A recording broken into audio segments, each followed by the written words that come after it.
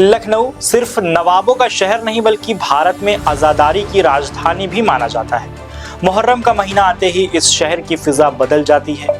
इमाम बाड़ों में मजलिसें होती हैं, नौहे पढ़े जाते हैं, मातम किया जाता है और इमाम हुसैन की शहादत को याद किया जाता है। लेकिन इसी लखनऊ में वो दौर भी इसी लखनऊ ने देखा है जहां सदियों पुरानी आज़ादारी की परंपरा पर पाबंदी लगा दी गई थी। और फिर शुरू हुआ एक ऐसा आंदोलन जो करीब 20 साल तक चला, जिसमें गिरफ्तारियां हुई, कर्फ्यू लगा, प्रदर्शन हुए और आखिरकार सरकार को अपने फैसले पर पुनर्विचार करना पड़ा। लेकिन इस पूरी कहानी को समझने से पहले ये जानना जरूरी है कि आखिर आज़ादारी होती क्या है।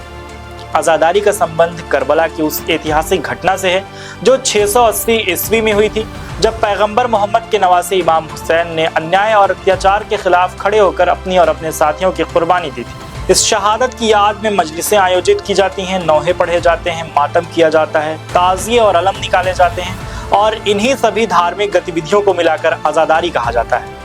दुनिया भर के शिया मुसलमान मुहर्रम के दौरान करबला के शहीदों को याद करते हैं, लेकिन भारत में अगर किसी शहर का नाम सबसे पहले लिया जाता है तो वो है लखनऊ।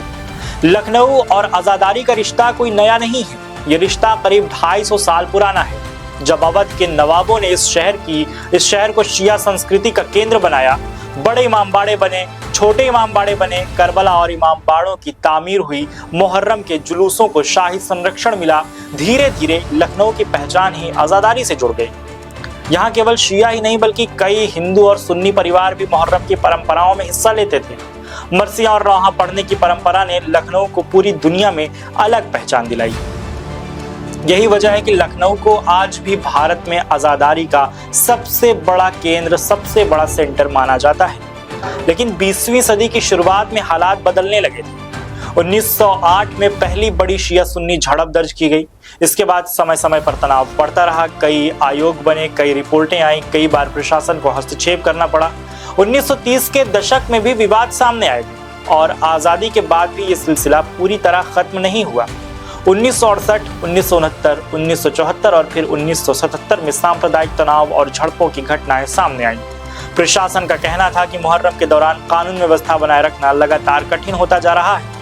हर साल सुरक्षा व्यवस्था को लेकर चुनौती बढ़ती जा रही थी। इन्हीं परिस्थितियों के बीच 1977 में उत्तर प्रदेश सरकार ने सार्वजनिक सड़कों पर निकलने वाले कुछ पारंपरिक आज़ादारी जुलूसों पर प्रतिबंध लगा दिया। सरकार ने इसे कानून व्यवस्था बनाए रखने के लिए जरूरी कदम बताया, लेकिन शिया समुदाय के एक बड़े वर्ग ने इसे अपनी धार्मिक परंपरा और पहचान पर हमला माना। लोगों का कहना था कि सदियों से निकलने वाले जुलूस को अचानक रोक देना उनकी धार्मिक स्वतंत्रता को सीमित करने जैसा है। हालांकि ये समझना भी जरूरी है कि आज़ादारी पूरी तरह बंद नहीं हुई थी। मजलिसें जारी रहीं, इमामबाड़ों में धार्मिक कार्यक्रम होते रहे, अंदर मजलिस होती रही, अंदर नौहा होता रहा, मातम भी होता रहा, लेकिन सार्वजनिक सड़कों पर निकलने वाले पारंपरिक जुलूसों को रोक दिया गया। और यही बात समुदाय को सबसे ज्यादा परेशान कर रही थी, क्योंकि उनके लिए जुलूस केवल एक धार्मिक आयोजन नहीं था बल्कि उनकी ऐतिहासिक विरासत और पहचान का हिस्सा था। पाबंदी लगने के बाद विरोध शुरू हो गया। हर साल मुहर्रम आते ही पाबंदी हटाने की मांग तेज होने लगती। अंजुमन हाय मातमी, धार्मिक संगठन, उलेमा और आम अज़ादार लगातार आंदोलन करते रहे। धरने हुए, गिरफ्तारियां हुई, ज्ञापन दिए गए और सरकार से बार बार मांग की गई कि सदियों पुरानी परंपरा को बहाल किया जाए। यह आंदोलन 1-2 साल नहीं बल्कि लगातार करीब 20 साल तक चलता रहा। समय के साथ यह आंदोलन और मजबूत होता गया। 1990 के दशक तक आते आते ये केवल धार्मिक मुद्दा नहीं रह गया बल्कि विरासत और अधिकारों की लड़ाई बन चुका था। लखनऊ की गलियों से लेकर इमामबाड़ों तक एक ही मांग सुनाई देती थी, आज़ादारी के जुलूसों को बहाल किया जाए, उन्हें फिर से पहले की तरह होने दिया जाए। उलेमा लगातार इस मुद्दे को उठाते रहे। अंजुमनों ने लोगों को संगठित रखा और हर साल आंदोलन नए जोश के साथ आगे बढ़ता रहा। फिर आया साल 1997, वो साल जिसे आज भी लखनऊ की आज़ादारी के इतिहास में निर्णायक मोड़ माना जाता है। आंदोलन अपने चरम पर था। प्रशासन ने सुरक्षा कारणों से कड़े प्रतिबंध लगाए हुए थे। कई जगह कर्फ्यू जैसे हालात थे, लेकिन आंदोलन रुकने को तैयार नहीं था। इसी दौरान बड़ी संख्या में आज़ादार सड़कों पर उतर आए। लोगों ने सिर पर कफन बांधा, अलम उठाए और पाबंदी के खिलाफ आवाज बुलंद कर दी। आंदोलनकारियों का कहना था कि वो अपने धार्मिक अधिकारों की बहाली चाहते हैं। तस्वीरों में हजारों लोगों की भीड़ दिखाई देती है, अंजुमनों के सदस्य दिखाई देते हैं, उलेमा एक साथ खड़े नजर आते हैं और हर तरफ या हुसैन की सदाएं सुनाई देती हैं। 26 जून 1997 का दिन इस आंदोलन की सबसे अहम तारीख में गिना जाता है।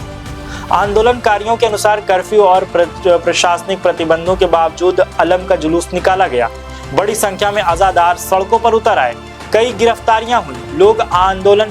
लेकिन लोगों का आंदोलन को पीछे नहीं हटा। उस दौर की तस्वीरें आज भी संघर्ष की सबसे बड़ी गवाही मानी जाती है। उन तस्वीरों में केवल भीड़ नहीं दिखाई देती, बल्कि एक ऐसा समुदाय दिखाई देता है जो अपनी परंपरा और पहचान के लिए संघर्ष कर रहा था। इस आंदोलन की सबसे बड़ी खासियत उलेमा और अंजुमनों की एकजुटता थी। अलग अलग विचार रखने वाले लोग भी इस मुद्दे पर एक मंच पर दिखाई दिए थे। समुदाय के भीतर ये संदेश गया कि ये किसी एक संगठन का नहीं, बल्कि पूरी आजादी की परंपरा का सवाल है। यही वजह थी कि आंदोलन लगातार मजबूत होता रहा। दूसरी तरफ सरकार और प्रशासन के सामने भी बड़ी चुनौती थी। एक तरफ धार्मिक स्वतंत्रता का सवाल था, दूसरी तरफ कानून व्यवस्था बनाए रखने की जिम्मेदारी। कई दौर की बातचीत हुई, समझौतों की कोशिश हुई और समाधान तलाशने के प्रयास किए जा रहे थे। समाधान तलाशने का प्रयास जारी रहा। आखिरकार लंबे संघर्ष, लंबी लड़ाई, लगातार आंदोलनों, गिरफ्तारियों, राजनीतिक दबाव और बातचीत के बाद रास्ता निकालना शुरू हुआ। सरकार, प्रशासन और धार्मिक प्रतिनिधियों के बीच चर्चा आगे बढ़ी और फिर वो दिन आया जिसका इंतजार वर्षों से किया जा रहा था। 1998 में करीब 20 साल बाद कुछ प्रमुख पारंपरिक जुलूसों को फिर से अनुमति दे दी गई। समुदाय ने इसे अपनी बड़ी जीत माना।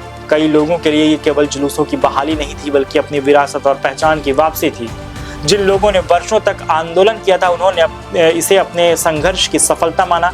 आज जब मुहर्रम आता है तो लखनऊ की सड़कों पर फिर अलम दिखाई देते हैं, जुलूस निकलते हैं, लाखों लोग शामिल होते हैं। लेकिन इस जुलूसों के पीछे केवल धार्मिक आस्था नहीं, बल्कि संघर्ष का एक लंबा इतिहास भी खड़ा है।